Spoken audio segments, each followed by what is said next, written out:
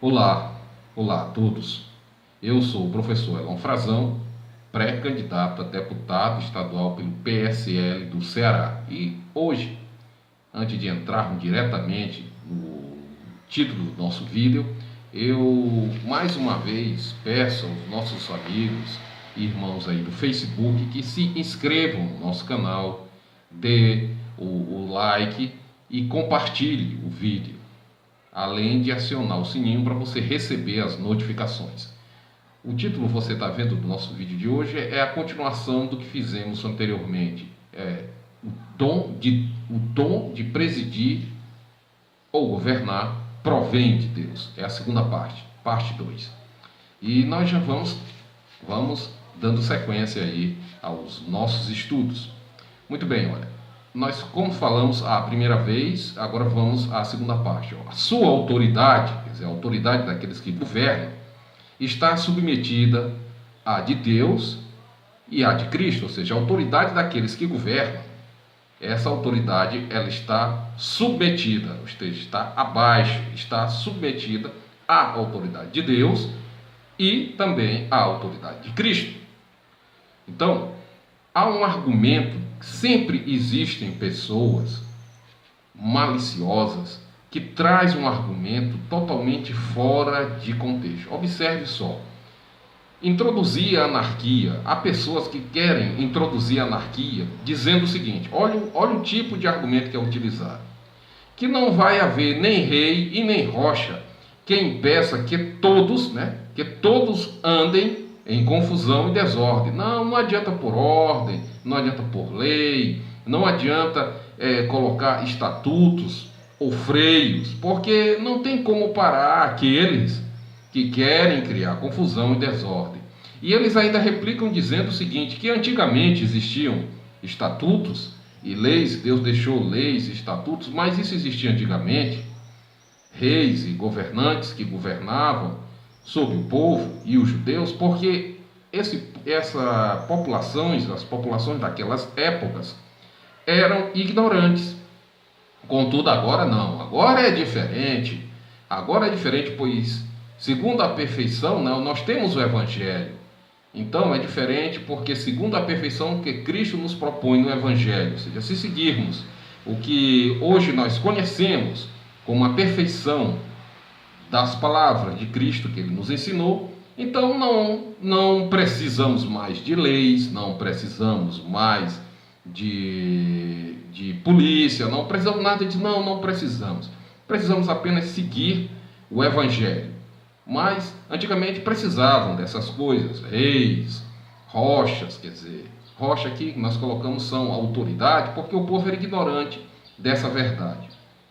Mas observe só o seguinte, que essa proposição, na verdade, revela e demonstra a bestialidade e o diabólico orgulho dessas pessoas, dessa gente, ao jactar-se de uma perfeição na qual não podem mostrar nem uma centésima parte. Ou seja, essa perfeição do Evangelho que eles dizem seguir, eles não conseguem seguir nem sequer 1%. Essa é a verdade. E vamos ouvir o que diz a exortação de Davi. Olha, Davi, um homem segundo o coração de Deus. Davi, rei de Israel, quando exortava aos reis e aos príncipes a honrar o Filho de Deus como sinal de obediência, ele usou o seguinte texto: beijai o filho para que não se irrite e não pereçais no caminho, porque dentro em pouco se lhes inflamará a ira, bem-aventurados os que nele se refugiam. Salmos, capítulo 2, verso 12. Vou repetir. Beijai o filho para que não se irrite, e não pereçais no caminho, porque dentro em pouco se lhe inflamará a ira. Bem-aventurados os que nele se refugiam. Salmo, capítulo 2, verso 12. E observe que a essa exortação, Davi não pediu que os reis e os governantes decaíssem do seu estado, não, e se tornassem pessoas comuns. Não, ele não queria isso. Ele apenas diz que vocês façam a obediência ao Filho de Deus, submeta a sua autoridade à autoridade do nosso Senhor Jesus Cristo, mas pode permanecer no estado que você está, apenas submetendo à sua autoridade e poder que possuem a serviço, do Senhor Jesus Cristo. Foi essa exortação. Agora, eu queria também, meu caro, dizer a você algo muito importante, que essa exortação, ela se refere, na verdade, isso é verdade, a pessoa de Jesus Cristo, mas o pai que é sábio pode aplicar ao seu filho, sempre beijando, quer dizer, demonstrando carinho ao seu filho, e você vai ver que quando ele crescer, ele vai sempre retribuir esses afetos e esses carinhos, que recebeu dos seus pais, do seu pai e da sua mãe. Observe também o seguinte, a exortação de Isaías. Isaías também faz uma exortação à igreja. Isaías, ele diz o seguinte, da mesma maneira, Isaías, ele prometeu que os reis serão os aios da igreja, ou seja, os pajens, e as rainhas, as amas. Diz assim a palavra do Senhor. Reis serão os teus aios, e rainhas as tuas amas. Diante de ti se inclinarão com o rosto em terra, e lamberão o pó dos teus pés. Saberás que eu sou o Senhor, e que os que esperam em mim não serão envergonhados.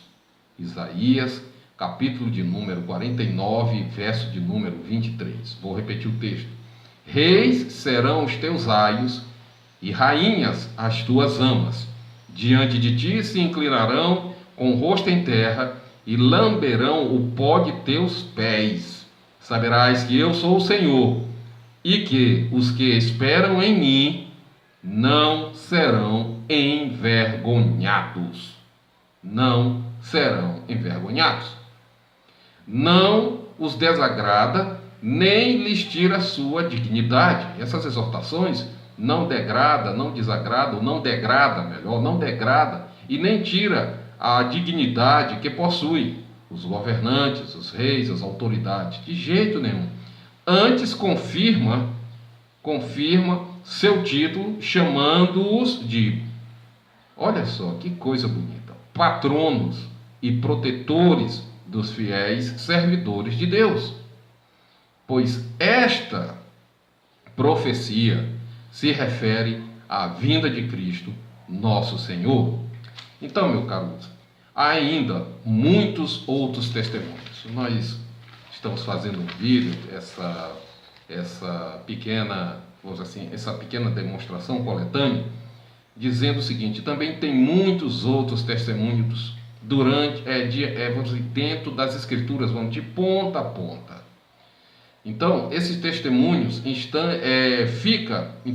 momento fica demonstrado através desses testemunhos para aqueles que leem a Escritura, e principalmente nos Salmos, pois ante todos há um texto muito notável.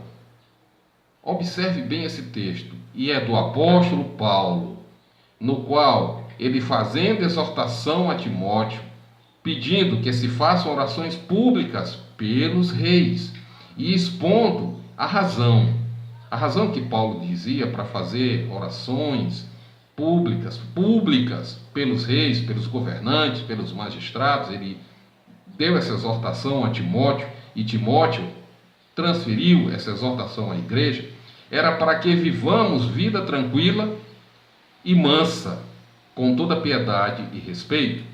Está lá no livro de 1 Timóteo, capítulo 2, verso 2, quando ele diz assim, em favor dos reis e de todos os que se acham investidos de autoridade, para que vivamos vida tranquila e mansa, com toda piedade e respeito. Então, meu caro, nós devemos, na verdade, não menosprezar, nem desprezar, ou menos censurar aqueles que possuem dons de governos, de autoridade, de magistratura. porque eles são ministros de Deus. Nós devemos orar e fazer petições públicas, orações e petições públicas diante de Deus por estes superiores. Por tais palavras se vê claramente que são postos como tutores e guardiães do Estado e da Igreja. Observe só, eles, as autoridades, os magistrados, os reis, os superiores, os governantes no geral, eles são postos como tutores e guardiães tanto do Estado como da Igreja, ou seja, tanto do país como da Igreja. É muito importante, meu caríssimo. Obrigado aí pela sua atenção. Observe bem o momento que nós estamos vivendo. Observe bem o período que estamos passando, que é um período eleitoral. As eleições se aproximam já em outubro. E você procure conhecer os candidatos. Procure fazer a leitura das ações de cada um, porque aqueles que nós vamos colocar como superiores a nós e investi-los de autoridade, eles tenham responsabilidade e saibam realmente entender isto, entender o seu verdadeiro estado, que é de ser guardião e tutor, tanto do país, do Estado brasileiro, como da igreja do Senhor, que são todos aqueles que têm o Senhor Jesus como Senhor e Salvador da igreja como um todo. Muito obrigado aí pela sua atenção e mais uma vez relembro, eu sou pré-candidato a deputado estadual pelo PSL do Ceará. Obrigado pela sua atenção e até a próxima, se Deus quiser.